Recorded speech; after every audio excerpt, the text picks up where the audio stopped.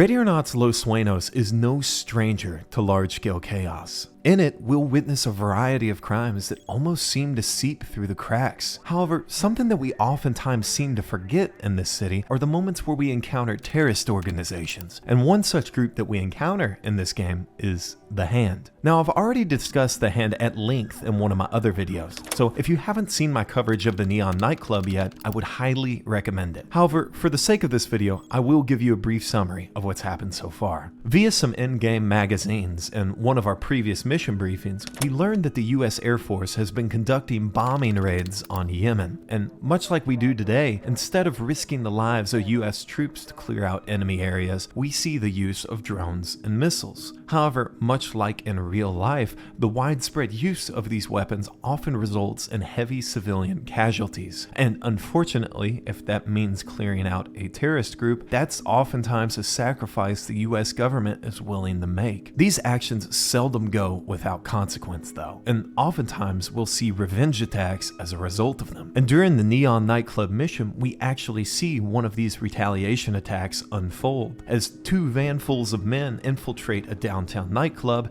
and proceed to kill roughly 60 people. In addition to this, they've also taken several hostages and strapped them with explosive vests, meaning that without our intervention, any remaining survivors in the building will surely die. Now, anyways, we're actually able to go in here and stop this madness. In fact, we even arrest the leader of this group, who is simply referred to as Quadama. And for a while, although this was a horrible attack, things for the most part seem to go back to normal. The rest of the terrorist cell presumably fizzles out, and it seems that the US chapter of the Hand has, for the most part, disintegrated. That is, until about 3 weeks later.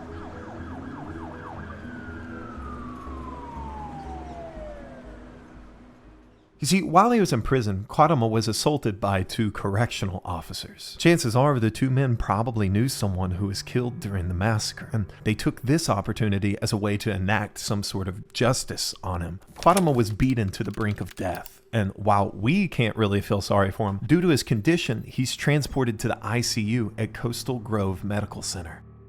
Now, by all accounts, this should be the end of the story. The terrorist leader gets captured, nearly killed, sent to the hospital, and then goes back to jail for the rest of his life, right? Unfortunately for us, though, that couldn't be further from the case. Somehow, some way, Quadama's location at the hospital was leaked, and this information conveniently made its way back to the remaining members of the Hand, who, as I should remind you, were willing to do anything to stop their leader from being thrown back in jail. So just 3 weeks after their initial attack at the nightclub, the Hand regroups and plots an assault on a downtown hospital. Now, in our briefing, it's mentioned that some of the terrorists have dressed themselves as hospital staff members, which sounds a bit crazy, but in actuality, it's not too out of the ordinary in these types of attacks, as just this year, Israeli forces disguised themselves as medical personnel at a West Bank hospital. They then infiltrated the hospital and proceeded to kill 3 people. So the use of disguises in this game isn't some elaborate piece of fiction, it's an actual military tactic that's been used very recently. Aside from this information though, there isn't too much of note in our briefing, so with that, we'll go ahead and head towards the crime scene. Now, as soon as we spawn in and look around, we can see the severity of this attack. Just outside of the main entrance, the hospital has placed up several triage tents, something that you usually only see when there is an intense volume of patients. Around all of this, there are also several police cars and stretchers, and seeing this, we can naturally assume that this is one of the areas where they're trying to evacuate patients. When we make our way into the waiting room, we can see bullet holes riddling the walls. The glass divider at the receptionist desk has been shattered, and blood trails cake the floor below. In the room over, we can find what appears to be a small security room, where we can find 2 members of the security staff laying dead in a pool of blood. Through the opposite door is another small office, this one for the patient access team. And here we can find several desks and computers, as well as an excess of medical supplies. Aside from that though, there isn't anything worth mentioning. Bridging together these 2 offices is a break room, which is where we'll make the first of many heartbreaking discoveries today. In this room, we can see that there was a small retirement party being held for one of the doctors, complete with decorations, presents, and even a cake. The doctor here was planning to retire after years of service and then go on vacation down in Mexico. Little did he know, though, his life would be cut short before he could ever enjoy his retirement. As upsetting as this might be, though, we need to brush this off and continue moving forward, or this doctor's story will only be the first. In the break room, we can also find a small radio where we can overhear a news broadcast about the current situation. We are following breaking news. Moments ago, a shooting has taken place at the Coastal Grove Medical Center. Survivors who managed to escape have indicated there are multiple gunmen. At this point, their motivation remains unknown.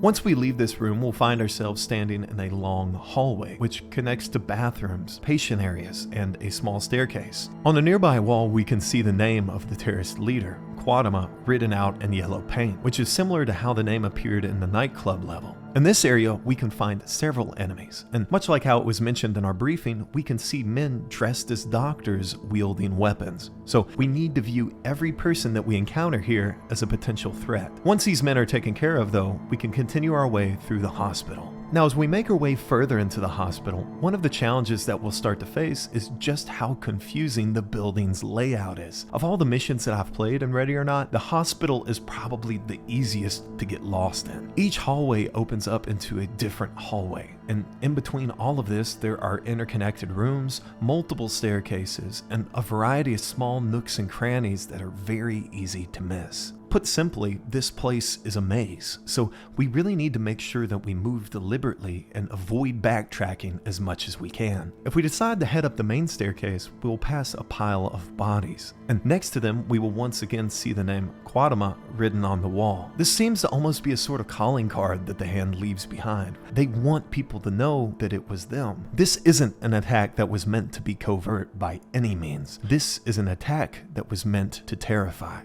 When we continue up the stairs, we are met with a makeshift barricade on the 3rd floor, preventing us from climbing any higher. So instead, we'll stop here and make a sweep of the 3rd floor.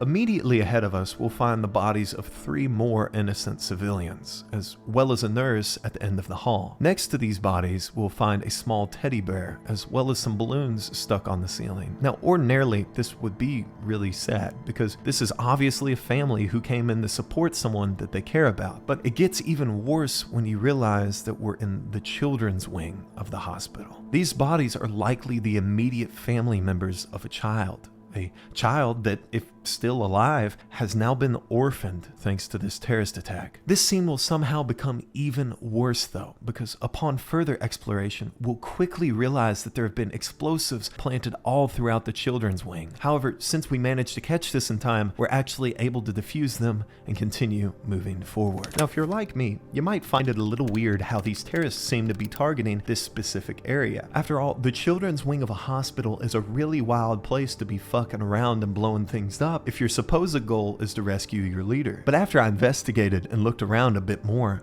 I think I found out why. Inside of one of the rooms in the pediatric wing, we can find a bed with 2 sets of handcuffs. On a nearby couch, we can find an LSPD badge, and on the bed, we can actually read a monitoring sheet for Quadama. This is the room where he was being held. For whatever fucking reason, somebody somewhere thought that it was a good idea to put a terrorist mastermind inside of the children's wing of a hospital. And now listen, I know that's really stupid, like insanely stupid, right? But once I investigated a bit more, I think I found the reason why this happened.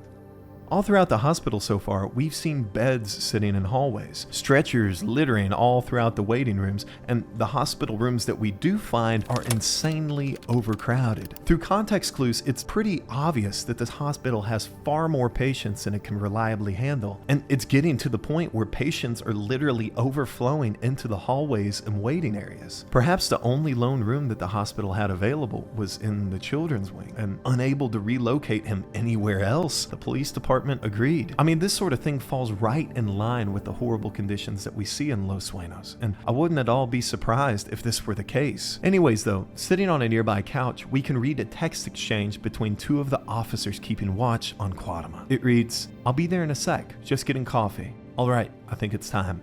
The radiology lab barely has any staff anymore. Let's go there. find somewhere. Now personally, I'm not 100% sure what this message is insinuating here. That question will have to wait though, because for now, we need to continue on with our mission. When we make our way past this area, we'll have to make our way across the sky bridge, and a quick look out of the window only confirms the severity of this situation. Ambulances and cars litter the streets, and blocking off the road is another row of triage tents. This scene almost seems apocalyptic in a way, and after seeing it as the player, we feel even more pressure. When we reach the end of the sky bridge and the other section of the hospital, we can find even more enemies. We'll also find more C4, which has once again been placed on columns and walls of structural importance. And with this, it's starting to seem like these guys weren't trying to rescue their leader after all, but instead were focusing on taking him out along with themselves and everyone else in the hospital. Further down the stairs in this building, we can find radiology, which is where the police officers said they were taking Quatama. And more often than not, this is where it'll spawn. Now in my playthroughs, I never once bumped into a police officer down here. So I'm assuming that they were either killed or they abandoned ship and evacuated the hospital. Regardless though, Quatama is still very much alive and has now managed to arm himself. So we need to proceed here very carefully.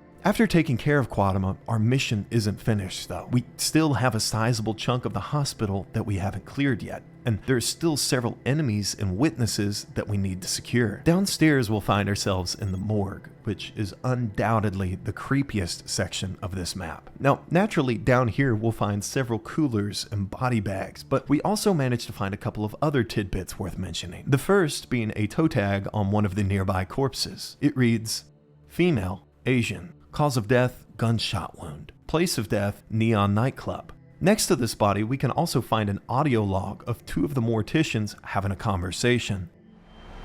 Crazy's busy today. What's this one? It's another one of the kids from the club. Oh my god. Yeah, crazy world we live in. Stuff like this is just normal now. It never is. And with this, it becomes evident that this woman was one of the victims of the Neon Nightclub massacre. Ironically enough, even in her death, she is a victim of the Hand's terrorism. I really appreciate this subtle way of linking these two events together. It really does help the game to feel more immersive. After looking at this though, we can clear a couple of other areas, including a locker room, a cafeteria, and a small lobby. In this lobby, we can find a reception desk, and there we can listen to a voicemail that's been left behind on the answering machine. "I'm calling to follow up on a bill I received from the hospital for my treatment. Honestly, I am fed up with this greedy crap you guys are pulling. First, I'm told that everything is covered. Then, you turn around and bill me. It makes no sense. I risk my life overseas, come back, only to have the finger pointed at me and be told that I have to pay up. You're not getting a goddamned cent out of me. Go to hell." To me, this voicemail could potentially be referring to two things. Either the billing process at this particular hospital is predatory, or this is in reference to veterans losing their health benefits, both of which are things that we see mentioned in some of the other missions. After finding this though, and eliminating the rest of the enemies, there isn't much left to discuss here. So let's gather our bearings and head back to the station for debrief. Relapse is without a doubt one of the most memorable levels in Ready or Not. It is a horrific portrayal of a terrorist attack, but even more so, it provides a sobering realization into the awful state of Los Sueños. Almost everything within the public sector here is underfunded and overcrowded. City services are practically collapsing in on themselves, and understaffing is leading to incompetent hires with poor judgment. But most of all, the fact that these terrorist attacks and mass shootings are growing in frequency is alarming. After completing the mission, we can find a piece of evidence in the evidence room titled Quatama's Plan. In it is a marked map of the hospital, along with a note that reads, "Sometimes the only way to stop a fire is to help it burn. What we've completed today is to feed this chaotic fire the air it desires. We are still 40 strong, and there's much to be done. Continue to feed this chaos and force this country to buckle under the weight of its own malice. Strike their support centers, their medical facilities,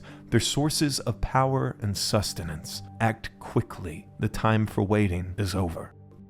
Now, although this note was written prior to their attack on the hospital, it seems that this may have just been the start in a series of attacks planned by the Hand. We also hear that the group is still 40 men strong, and seeing as we only encountered about 20 in the hospital, that means that half of the Hand is still out there in Los Sueños, biding their time and plotting their next attack. I honestly wouldn't be surprised if we saw the Hand reappear in an upcoming DLC. The group seems to want to make an example out of Los Sueños, and based on their 2 attacks so far, there's no telling what they might do next. They've helped to sow the seeds of chaos in an already disturbed city, and the destruction that they've caused has created irreparable damage within the community. And although most of the members of this group have been captured or killed, they've still accomplished what they set out to do. They're making chaos here normal. With all of that being said though, I'd really like to hear your all's thoughts on this mission. Do you think that the Hand will make a reappearance, or will they use this as an opportunity to escape the city? Let me know your thoughts down below. I'd also like to give an enormous shout out to my patrons and my channel members who have continued to support this channel and are always sending me love and words of encouragement. You guys rule. But with all of that stuff being said, I really appreciate you guys watching today's video. You know I love you. I'm out.